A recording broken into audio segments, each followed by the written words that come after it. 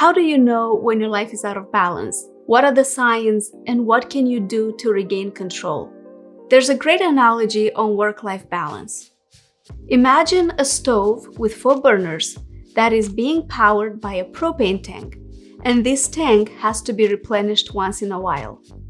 You can turn one burner on at full potential, thus creating a big flame, or you can turn on all the burners at the same time and at the same level. The flames will be evenly distributed this way, but your tank will soon run out of propane. The tank is your time and energy, and each burner represents one aspect of your life: work, family, friends, and health. This is the 4-burner theory, and I want to show you how you can use this analogy as a tool to help you balance your life.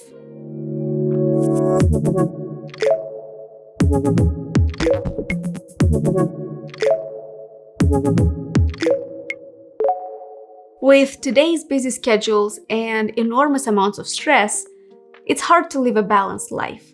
Chances are, you probably are out of balance. The 4-burner theory states that in order to be successful, you have to turn off one burner. And in order to be very successful, you have to turn off 2. But I want to have a fulfilling relationship with my friends and family. I want to have a job and a career that I like, and I want to be in good health. Why do I have to choose? I don't want to turn off one burner, let alone turn 2 of them off. And you probably feel the same way. According to this theory, however, you can't have it all, and life is full of trade-offs. Managing all areas of your life is difficult, and it's impossible to keep all 4 burners on at their fullest potential because you will run out of energy very soon, and it's not sustainable over the long run. But here's an interesting thought. Should we strive to keep them all burning at full potential?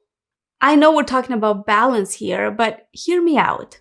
What if we divided our life into seasons and prioritized 1 or 2 areas at different points in our life? When we are in our 20s or 30s, or before we have children, it is so much easier to focus on personal development, to chase career dreams, to take more financial risks, and we even have more time for the gym. But after a few more years, family becomes more important. And so our priorities and focus change over time. And a lot of stress comes from people trying to balance all 4 burners at any given time in their life. When I heard about this theory, I was immediately intrigued about combining some of the burners. And I still think it's possible to a certain degree and in some instances. So let's say you like to play sports for fun on the weekend with friends. You are combining both the relationship and the health burner. Or if you are a gym trainer, that is combining work and health. So it works sometimes, but the majority of us have to compromise. Life is full of trade-offs, something's gotta give, and eventually we'll have to choose.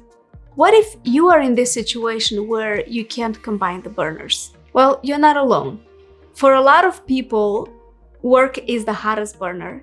And I'm guilty of that myself because I work hard and I always give it 100%, very often to the detriment of the other burners. So if you find yourself in the same situation, consider delegating some work or tasks so that you have more time for other activities. One example of delegating is hiring employees to free up some of your time or to get an assistant. Or besides delegating, you can also automate some tasks or eliminate the ones that are not necessary. Delegating, automating, or eliminating will help you simplify the process and free up some of your time. As Timothy Ferriss puts it in his book, The 4-Hour Workweek, never automate something that can be eliminated, and never delegate something that can be automated or streamlined. Otherwise, you waste someone else's time instead of your own, which now wastes your hard-earned cash. This is what the process looks like in practice to help you lighten your load. If you think you should do a task, but it doesn't actually bring any value, eliminate it. If you can't eliminate a task, but you can automate it, take advantage of modern technology to do it. There's probably an app or a software that can help you. And lastly, if the task is important and it cannot be automated, delegate it. Identify the right person who can help, train them, and let go of the vine. These steps will help you use less propane for your work burner so you can redistribute your attention to other burners as well. Life rarely allows you to keep all 4 burners going on full blast. And I like the idea that we don't have to, that we can prioritize certain burners at certain times and thus being even more in balance with our current needs and emotional state. And while we keep some burners lower, make sure they're not too low or completely turned off, as this leads to a lack of balance.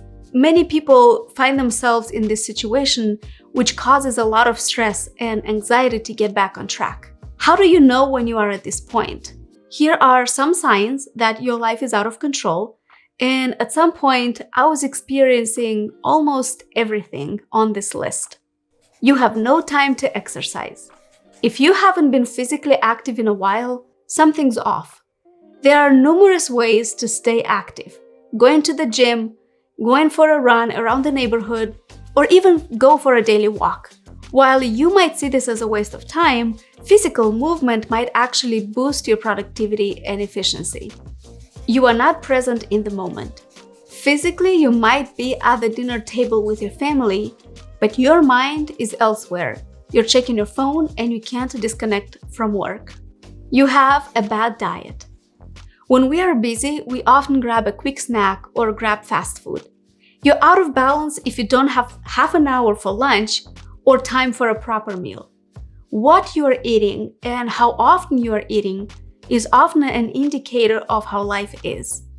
You haven't had a day off or a vacation in a long time.